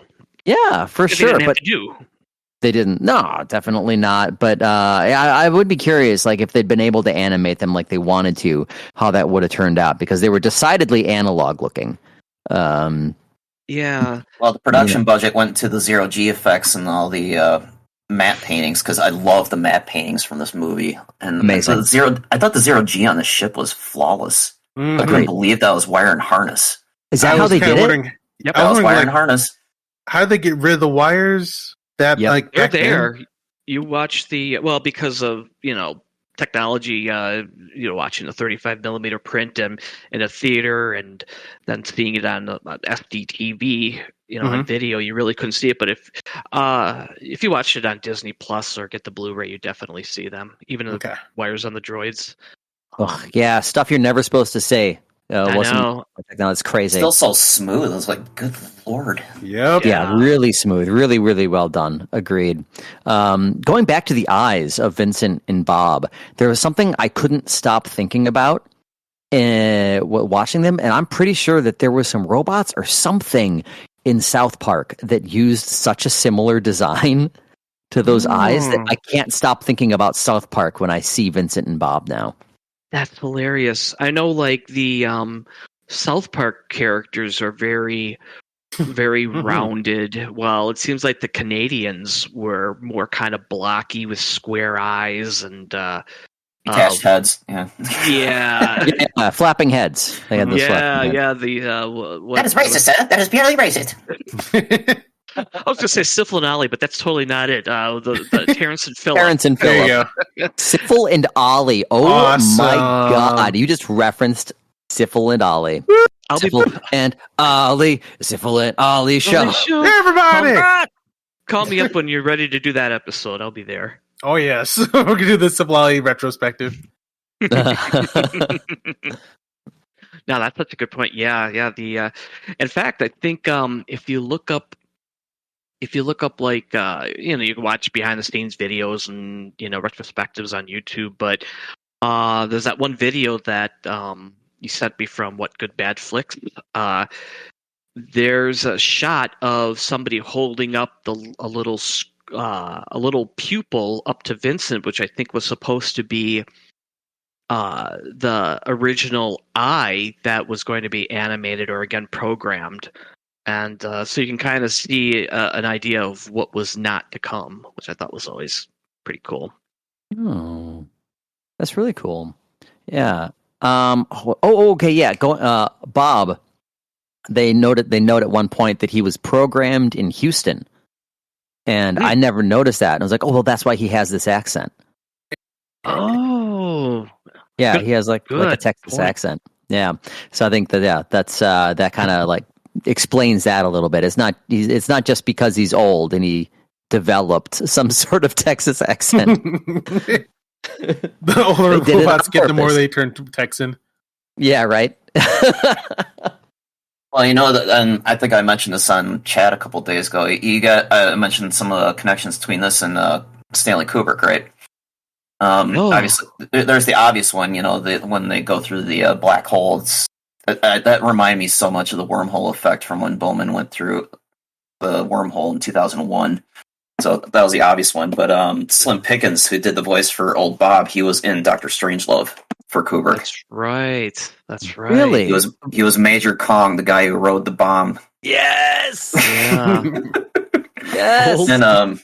And the 7 Degrees of Kevin Bacon reference is Joseph Bottoms, who played Pizer, and who actually is now the only surviving member of the cast because everyone else has passed on.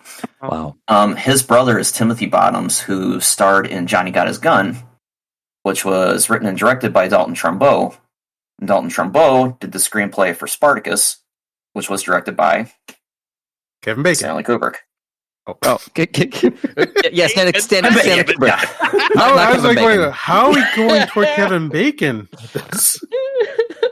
No, that's the game. Is it? But we're going toward the other guy, not Kevin Bacon. Am I the only one who ever played that at the bar? Yeah, 7 Degrees of Kevin Bacon, or just other people. Is the base template was the 7 Degrees of Kevin Bacon, but just like I used to go out to the bars and just run to other cinephiles and like, hey, you want to play 7 Degrees of Kevin Bacon? Like, oh, okay, sure. All right, you name an actor, I'll try to relate them in 3 movies or less. You guys are amateurs. I've always played 7 Degrees of Joseph Bottoms. The actor who played Charlie Pizer. Right. Yeah. I've tried to do that Kevin Bacon thing. Actually, I might be better at it now, but I would always find myself immediately out of my depth. Same. I just sort of like, oh, okay, yeah. I know there's actors in those movies. I can tell you that much. Well, it's a lot easier now because if you know the casts of Game of Thrones or Harry Potter, it just ties everything together. Those seem to That be was two me major with, common threads nowadays. That was my me God, with you're trivia right. in general. Hmm. Yeah, the board game trivia. every time like the question comes like, oh, I should look that up. Why would I know that? No, I don't know. So yeah, Whoa, those kind of you games, guys- too much memory need. Keith, you just unlocked something from my subconscious that All I totally right. forgot, but is related to the black hole. Talking about trivia and games. In the early '90s, I was playing Trivial Pursuit with some high school friends, and the question came up, and my friend Andy asked me, "Okay, what was the name of the evil robot in the Disney film The Black Hole?" And the answer is Maximilian. Nice. He's like, no, wrong. And I'm like, what? What? He's like, the name that was printed on the card was Old Bob. Whoa, No. cool. Yeah. And of course, nobody believed me because this was before the internet and I couldn't just pull out my iPhone and be like, That's suckers. so frustrating. You turn to the Oh. computer that's not there. Yeah. Oh yeah, it was so frustrating. I'm like, and nobody believed me, so I lost that one. And throughout the game, I kept them bringing up and like, okay, wink, wink, pat on the head, sure thing, sure, Chuck. I'm like, God damn it, Oh my god. Yeah, so for every wrong answer after everybody's like, just like old Bob, right, Chuck? You're a liar Like, and shut you're up, guys. I wrong. don't like you anymore. You don't know. Hey. But now you should we gotta- find them and then slap them, and like, Oh, and then they should apologize. Like, Yep, we are so yep. sorry, Chuck. It's been all Listen. this time, and we have not apologized, and they should Be like sorry. Steve Buscemi's character in Billy Madison. Yeah. Yeah, boy, am I glad I called that guy. Listen, like the most important thing is that they know they're wrong. And you should, Mhm. all right, and listen, I'm assuming that they all get together regularly and laugh at you. So it's really important that you find these people and let them know how wrong they were. that's right. Yeah, so they can have gatherings Chuck afterwards about being complex, wrong. man. Exactly, that's what they're going to do. They're going to talk about being wrong and how incredibly Just put right their you face in their hands, like, oh my god, how many years? were. Just weep, just weep. Just start crying. Absolutely inconsolable. Why do we keep meeting for this? We've been wrong for so long. Sorry, Chuck. By the power of karma, you shall all pay. Go up in a time machine, all drunk. I come out with my phone and say, hey, fuckers. Hey, you sons of guns, you. And of course, This has haunted me for 30 years. Eat it. What's there's a no phone? Wi-Fi, so I'm like, see? And then look at this fucking blank screen, like, No Wi-Fi. fucking Maximilian. You Well, should take I- a screen capture. Dang it. no, Yeah, here's what if you there's can no do. Wi-Fi, you just hit the button to try to get the internet. They'd be like, "What are you doing? Who are you?"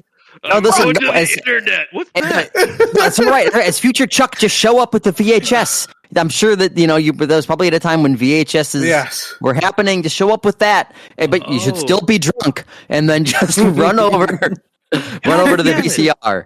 I could have It's driven still possible home. to do this without breaking the Prime Directive. Yes. Oh my god! I could have driven home and got the VHS copy and driven back, but instead I had to wait 30 years and come for the future with a bottle of Southern Comfort in one hand and my fucking iPhone in the other. Wait a minute. At this time, you actually did have that. Yeah, you would have had that VHS you got from the liquor store, Yeah, right? I could have gone. Yeah, I could have gone back to my parents' house and I would have gotten it. So Wow, this is awesome. Another It's one- bottle of Soko. Yeah. There it is. It's gonna require another bottle of Soko because that's one more thing for you to feel bad about. Is you could have fixed this then. I just hope at some point in time they like one of those people found out they were wrong. They're like just watching the movie and then like Maximilian shows and like everybody goes, "Oh my god!" and like just Oh my- look of death on their face, like Jesus Christ. They go pale.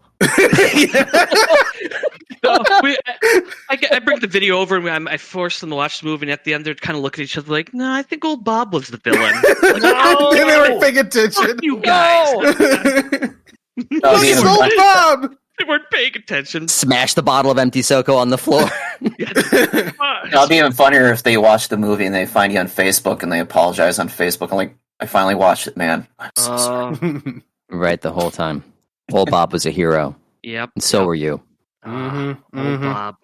You rest in peace. Uh, A Star Wars thing that they did do that I loved a lot and always love, and it's always been important to me ever since the 80s, is like, if you take down a bad guy, please pick up their gun. Hey, pick up more than one even. and Mm-hmm. they constantly did that. I love like the equipment gathering they did, where they would take down a robot, they'd take up 2 blasters, and then like they'd pass over a blaster until they get more blasters. And also back then, doing like 2-hand sci-fi gun wielding almost never happened. So just the seeing the images of them going yeah and shooting 2 blasters at the same time just makes my face light up. So Yeah. Please tell me I was not the only one who went pew pew pew pew pew when you came in with that. in my heart, Please I did. tell me. So another Star Wars thing was that Harrison Ellenshaw, he was the guy who did matte painting work on A New Hope and Empire. He also helped produce Tron. He did a lot of matte painting work for the film. And his father, Peter Ellenshaw, he came out of retirement to help on the film as well with matte and special effects work. Peter Ellenshaw worked on a lot of Disney films before The Black Hole, 20,000 Leagues Under the Sea, Mary Poppins, Treasure Island, I think Darby O'Gill and the Little People. So we've got got a good Star Wars Black Hole connection there. Still, Oh, the camera system too. Don't forget about the camera system. Yeah, they were inspired by the. they built their motion own. control. Yeah, because they couldn't get ILM. They were busy gearing up for Empire, so they formed a group called, I think, Aces, who came up with like a motion control system and was able to accomplish all that. Wow. Yeah, it was pretty remarkable, and thinking about it, it's really too bad that Black Hole and Tron both bombed. Well, I mean, maybe not bombed. Maybe that's too harsh of a word, but it would have No, been even great. Blade Runner bombed, man. It's okay. Yeah. Oh, yeah. Yeah, that's true.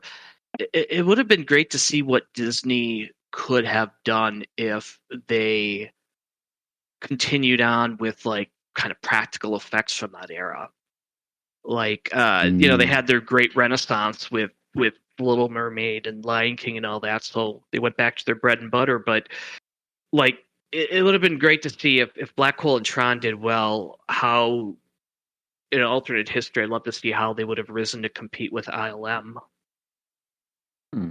I also do wonder, like, in present time, could those techniques still be done? Like, we do. There's so much CGI, and I think it seems like miniatures are more and more rare.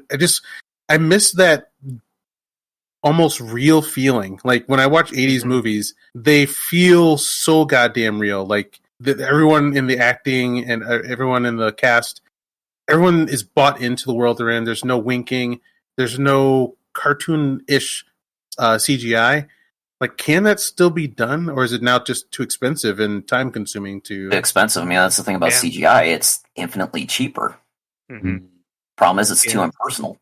Yeah, I would love if someone would dare to and just bring us back the visceral feel of like miniatures and practical effects, like for the full movie, like a challenge, no CGI. Here's a whole bunch of money. Let's see what you can do. Well, I think one of the that's all right. One of the other issues with it is that we're all obsessed with realism and things looking real. Mm-hmm. And looking back at a lot of old 80s movies that used practical effects, obviously they weren't concerned with it looking super real. They were concerned with it looking cool. Mm-hmm. And making you feel something. So I think that if we can kind of get past that and kind of get more into like, all right, especially like in horror movies, like body horror movies like Extra, they had like such awesome like practical effects, but it didn't need to look exactly real. So I think if we can kind of start to understand that yes, we can have these, and no, it doesn't also necessarily look like the real world, but it's art. Maybe we could do some more of that. Yeah, one of my favorite eras of special effects is when they did a great job of melding practical with CGI, like Starship Troopers, episodes 1, 2, and 3. I always love that sort of mix of the two, where you really can't for sure say, "Oh, that's definitely CGI" or "That's definitely practical." Like during the pod race, the crowd in the stands of the pod race, they were just colored Q-tips that had a fan underneath them blowing to make it look like it was a moving crowd. So I missed that, but yet then you have like the pod racers, which were CGI. So it was a nice mix of the two. But yeah, I miss those days. Yeah, let's go back Um, to the days where Jim Cameron would run a battery through a chunk of meat to get the maggots to dance for him on cue. Yeah, that was Jesus. Absolutely, yes. Oh my God, what was that in? Galaxy of Terror. Oh wow, that's incredible. Thank you for tipping me onto that movie, Keith. you're That was- welcome. Learning about that movie has been a journey. Yeah, that's another one of those movies. I was just like, what the fuck is this? Holy shit! Oh my god, Yeah. how have I not heard of this? This looks awesome. Yes, it's Yeah, pretty fucking great. Galaxy of Terror, Battle Beyond the Stars, and Space Raiders. If you want a good late 70s, early 80s Roger Corman, The Rise of Jim Cameron trilogy to go sifting through it, that's an interesting one. Yeah, I like do want we turn that. it on and like we're just being kind of blown away by like, why does this look so fucking good? And then you see James Cameron in the credits. You're like, whoa, when did this happen? And like the story of that, like he rose up. I think in that movie he started like as a truck driver and then like an assistant, and like he just kept on thunder killing everything that he rose up Killing. to, like another director of the like a assistant director in the movie. He just battled You his mean way he- through that movie. He wrote the screenplay for Terminator Living in a Car. Cool. Wow. That is wild. Back to the black hole. There's that Oh, yeah. line where Reinhardt says, "Protect me from Maximilian." Do you guys remember that line? Yeah, that Yep. was out of place. Yeah. It was. Apparently, it's improvised. Oh my god, what word am I looking for? Improvised. Yeah. There you go. It's improvised by the actor just on the spot, so it can basically mean whatever you think it might mean. Well, you know I what? think it would just be added to interesting- his craziness. I think it added to his craziness where he's, pleading with her, but then all of a sudden, okay, blow the ship out of the sky, and then when he's getting crushed by that screen, he's like yelling out to the zombie bots, listen to me, help me, Oh fools! my god. And I was wondering after he said that line, it's like, okay, is this a remnant of another plot line that was cut that maybe Maximilian had risen to actually take command of the ship over Reinhardt, and that was just Reinhardt just going, help me. yeah, well, I think part of it is that he dug his own hole where he made these. Well, this is what I first thought was what's left over of his crew as those robots controlling the ship. Did they could they really not hear him, or did they choose not to hear him? Was this like a situation of his own making where they really couldn't respond, or they could respond and decided not to let him die? Because one thing I noticed today was when he was calling out to them as he was dying, it cuts to two of the, I don't know what you want to call them, people, Drones? things. Yeah. Yeah, Canoids. drones sitting in the foreground, and as he's in the background calling out to them, one of them turns his head to the other slowly. The other one doesn't say anything, or obviously, but doesn't react. So then the drone turns its head back to what it was doing. Cool. So I always, Right, I saw that today. It made me think, was it intentional? Because if there is some trace of humanity left in them that's supposed to, make them have funerals for one another or feel pain, so you're limping like that one drone was limping. Is there something still within them that could have helped Reinhardt, but because Reinhardt was a dick, was that scene supposed to show? Okay, well maybe they could have helped, but they didn't. The way I read it was he fucked up by not giving them choice or souls. Like he made them into automatons that can't respond, and he probably should have, if he'd left their humanity in there, then maybe he could have gotten some help. And him saying, "Protect me from Maximilian," like there's like I think he was trying to manipulate the psychic lady by getting kind of like a last ditch effort to get her sympathy. And like maybe if she feels that I'm also in danger, maybe she'll stay. Is the way I read it or felt it. Like, yeah, he's just trying to. Okay, it's either that or I also did feel like a little bit of maybe he had a little fear of like of Maximilian as everyone should. Like, if Maximilian ever wants to not listen, that thing can do whatever the hell it wants. But yeah, it was just a improvised line where, you know, you can make whatever you want of it, and just a beautiful touch of terror. Yeah, it certainly has something to that whole situation, because when the doors were closing on Max, when Reinhardt was calling out to him, why didn't Max stop? Why didn't Max stop the elevator, come back, rescue him? I always wondered about that scene. Like, was Max ultimately, hey, fuck you, and became like Frankenstein's monster who's so out of control that the creator can't control him anymore? But that was the vibe I got. That was absolutely the vibe I got. Is this sort of like, yeah, that he was out of control and that he kind of worked out basically in those moments, like, crap. And then maybe this lady has like robot ESP, so maybe she can do something to protect him, like getting Maximilian's head. But now knowing that it was all improvised, no, I think he just did it in the moment and they decided to keep it for whatever reason. Interesting. Yeah. I think I got one last note of the terror that I experienced as a child, which is God bless Vincent makes a last strike to kill Maximilian, but that the death scream, almost like a demented baby, that freaking wild. Maximilian does, just blood curdling, like fucking hell. That was amazing. They definitely did not have to add that.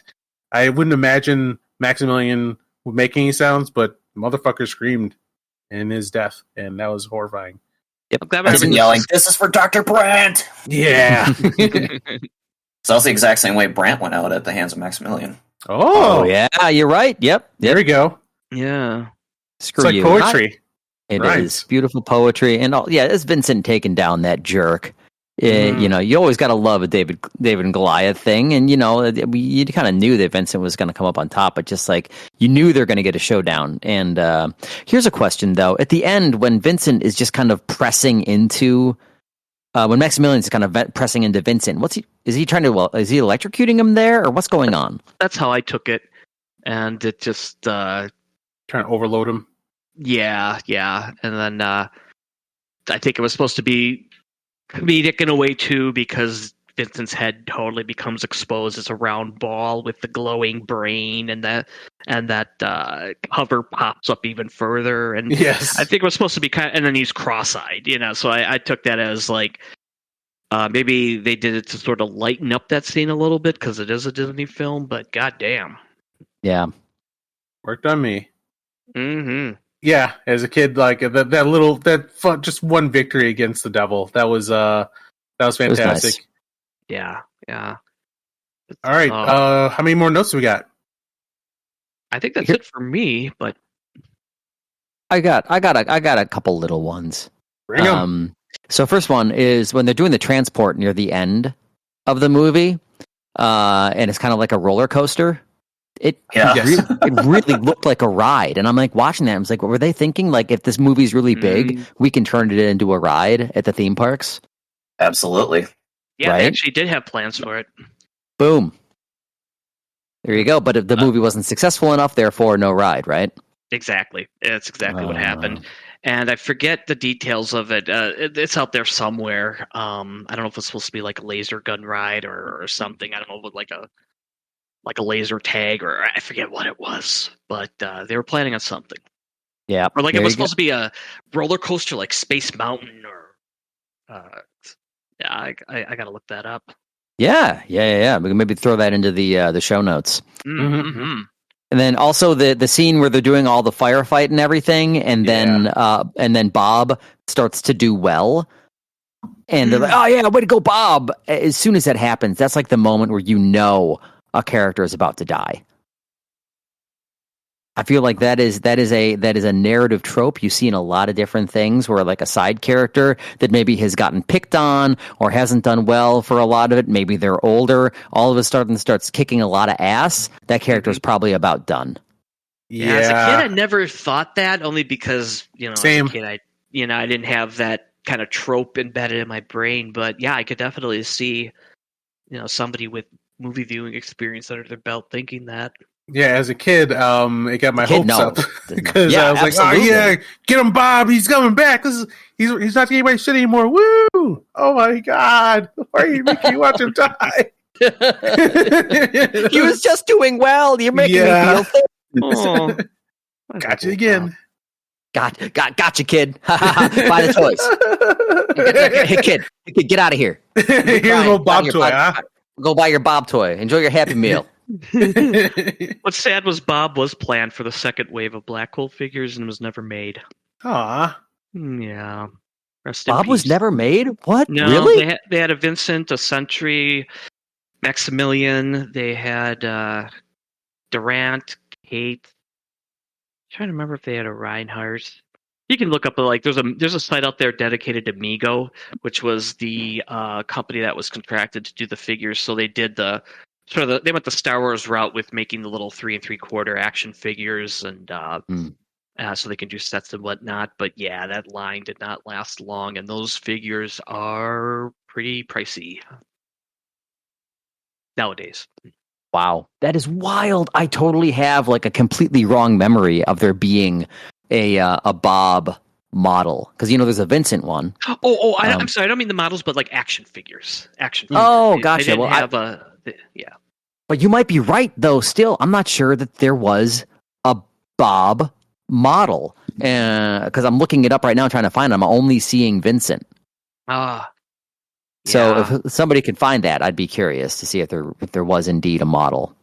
Well, maybe they want you to do what the director did, like what the director did to Vincent, and just beat the crap out of a Vincent model with a baseball bat, and they call that Bob. Oh my god. Is that really what happened? Yes. Yeah. The Nelson didn't think that Bob looked beat up enough, so he took a baseball bat to the model and said, "All right, here, that's what I want." Oh my god. Yeah, that's why he looks a little like a clay model that was beat up. Because it's exactly what he is. Maybe not an old figure of Not old exactly. Bob, but you can now still get yourself for $29. That's a great price. Yep, these are the ones I was looking at. I might actually pick these up. Cool. I think there was a Bob figure. It looked like there were 3 waves. And apparently in the third wave, there was what was called a humanoid, which are the drones, an old Bob, and Star.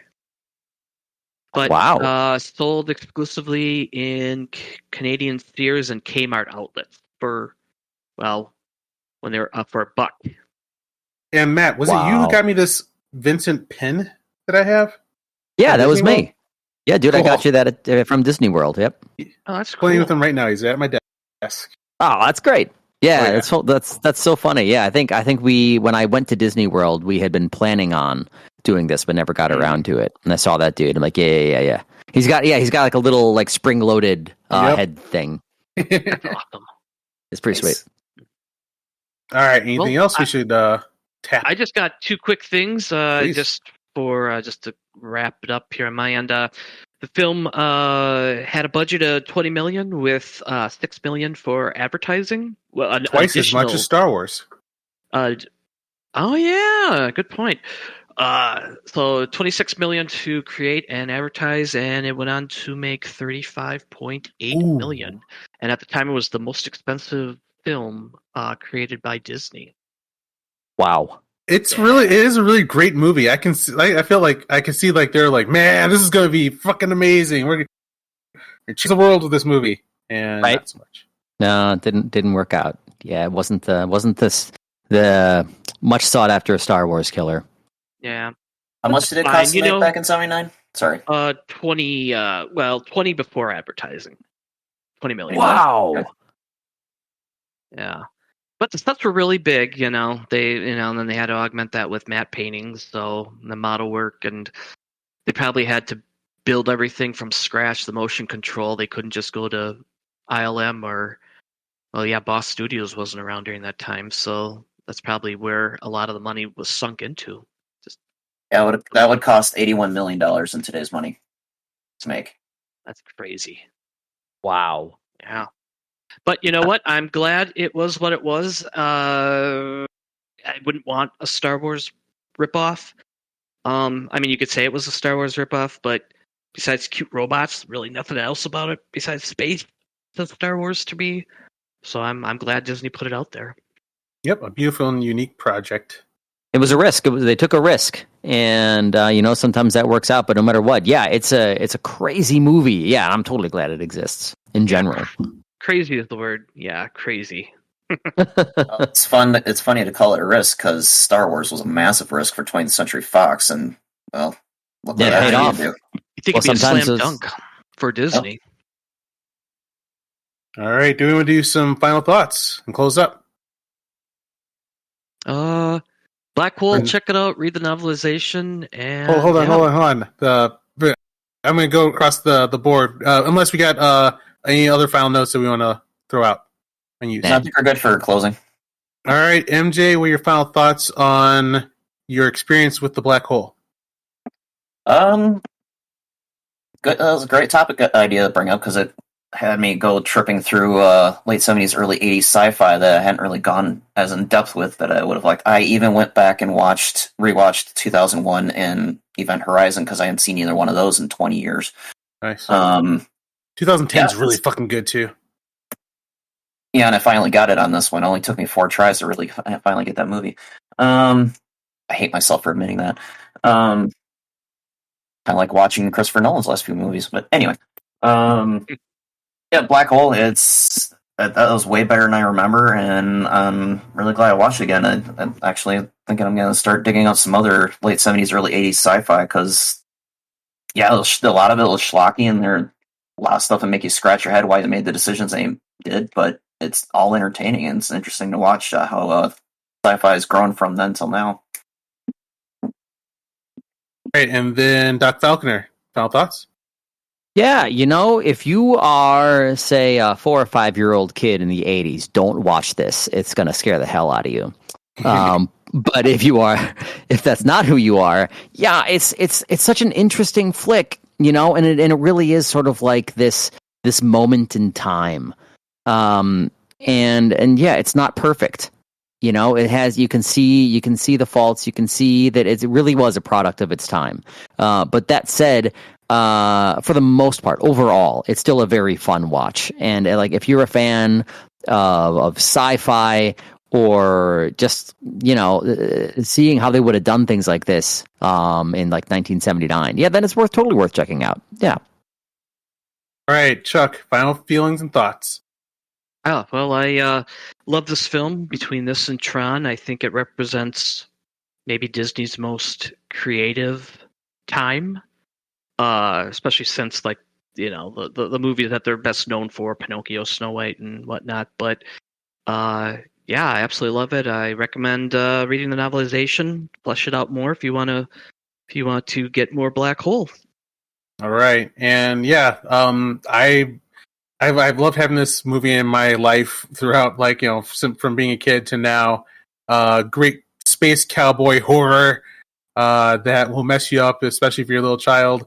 And yeah, the effects, the set design, production design, all across the board just hit a level that we just don't ever get to see anymore. So yeah, fantastic movie. If you want more like it, definitely look for Something Wicked This Way Comes.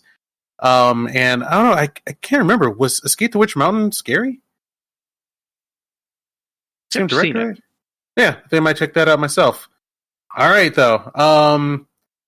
Let's see, MJ, where can you find more of you on the internet? I'm on all the socials as MJ3342. As EMJAY, not M and then J, right? Yes, thank you. Yes. No problem. And Matt, the Doc Falconer, where can you find you on the internet? Yeah, you can find me on Instagram and Twitter as Doc Falconer.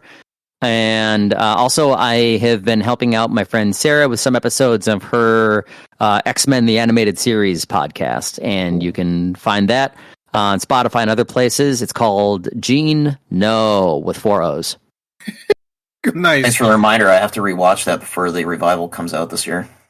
Yep, get on it. Chuck, where can you find you more of you on the internet? You can come to my site, Chuck Brosh, BRAASCH, design, chuckbroshdesign.com. All right. You can find me on Instagram at Keith Justice. You can find me on Twitter at Keith Hayward. And you can find all this podcast and more on popgeeks.com. Thank you so much for listening, and we'll see you on the other side. Geek out.